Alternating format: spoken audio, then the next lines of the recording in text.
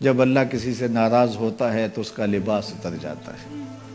تو لباس کا مختصر ہوتے چلے جانا یہ کوئی دلیل اس بات کی نہیں ہے کہ یہ بندہ ترقی یافتہ ہو گیا ہے، بلکہ یہ اس بات کی دلیل ہے کہ اللہ اس سے ناراض ہو رہا ہے، اس کا لباس سکڑتا چلا جا رہا ہے۔ تو لباس کا مکمل ہونا، تینوں مقاصد لباس کے نصیب ہوں۔ سب سے پہلا مقصد لباس کا پردہ ہے، دوسرا مقصد لباس کا گرمی اور سردی کے اثرات سے بچنا ہے، تیسرا مقصد لباس کا زینت ہے۔ یہ تین مقصد ہیں لباس کے۔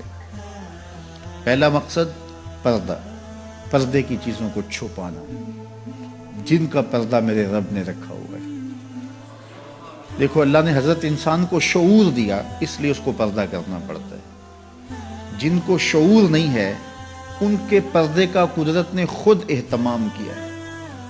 جانوروں کے بال رکھے ہیں اور ان کے کچھ اعضاء اس طرح پیدا کیے ہیں کہ ان کا پردہ رہتا ہے، لیکن جس کو شعور دیا، جس کو فہم دیا، اس کے ساتھ اس کا لباس بھی اتارا۔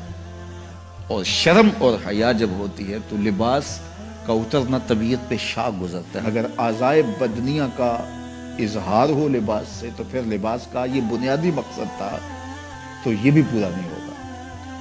اس لیے فرمایا جو عورتیں لباس پہن کر بھی ننگی نظر آتی ہیں قیامت کے دن برہنہ اٹھائی جائیں، رسوا کر دی جائیں۔ لباس پہننے کے باوجود بھی وہ جو ہے وہ برہنہ دکھائی دے، ان کے اعضائے بدنیہ کا اظہار ان کے لباس سے ہوتا ہے، تو پھر وہ لباس کیسا ہوا؟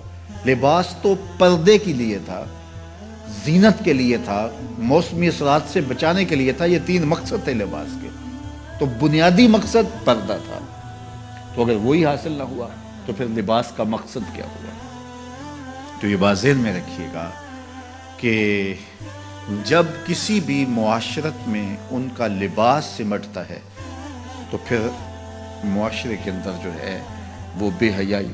آج کل یہ شارٹس پہننے کی عادت ہو گئی ہے اور اس میں یہ گھٹنے بھی ننگے ہوتے ہیں، جبکہ گھٹنا شامل ہے آپ کے پردے میں، آپ کے سطر میں۔ مرد کا سطر گھٹنے سے لے کے ناف تک ہے۔ اگر کسی مجبوری سے یا کسی وجہ سے وہ کوئی ایسا لباس پہنتا بھی ہے تو وہ اپنے گھٹنوں کو ننگا نہیں رکھے گا اور ننگا نہیں ہونے دے گا، تو یہ اس کے پردے میں شامل ہے۔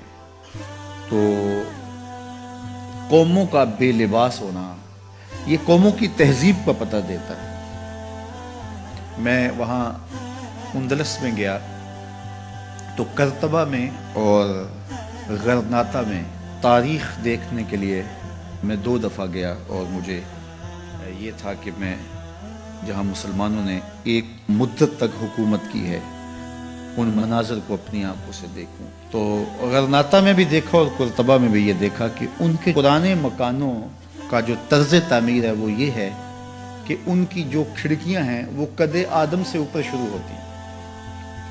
یعنی ہمارے ہاں تو وہ آج کل یہ نیا جو طرز تعمیر آیا ہے کچھ عرصے سے کہ 4 فٹ کی گلی ہم اطراف میں چھوڑتے ہیں اور دیوار اوپر کر کے تو کھڑکیاں نیچے تک لے جاتے ہیں، تو تاکہ ہوا کی گزرگاہ آسان ہو۔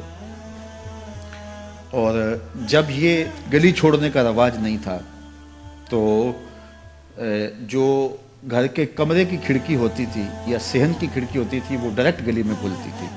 تو اس وقت طرز تعمیر جو مسلمانوں کا تھا اور جو دوسرے لوگوں کا طرز تعمیر تھا اس میں فرق تھا۔ جو دوسرے لوگ تھے وہ نیچے سے کھڑکی شروع کرتے تھے اور ہم قد آدم سے اوپر شروع کرتے تھے، چونکہ یہ طرز تعمیر بتاتا ہے کہ اندر کوئی حیا والے رہتے ہیں اور گلی سے گزرنے والے شخص کی نظر اندر نہ پڑے۔ تو میں نے دیکھا ہے کہ مغرب کے اندر تو یہ تصور نہیں ہے کہ قد آدم پہ کھڑکیاں ہوں، لیکن وہاں قد آدم پہ پرانے مکانوں کی کھڑکیاں دیکھی ہیں، تو یہ طرز تعمیر بتاتا ہے کہ مسلمانوں کے خمیر میں حیا رکھا ہے۔ میرے حضور نے سچ کہا تھا، جب ایمان آتا ہے تو حیا آتا ہے، جب حیا رخصت ہوتا ہے تو ایمان بھی رخصت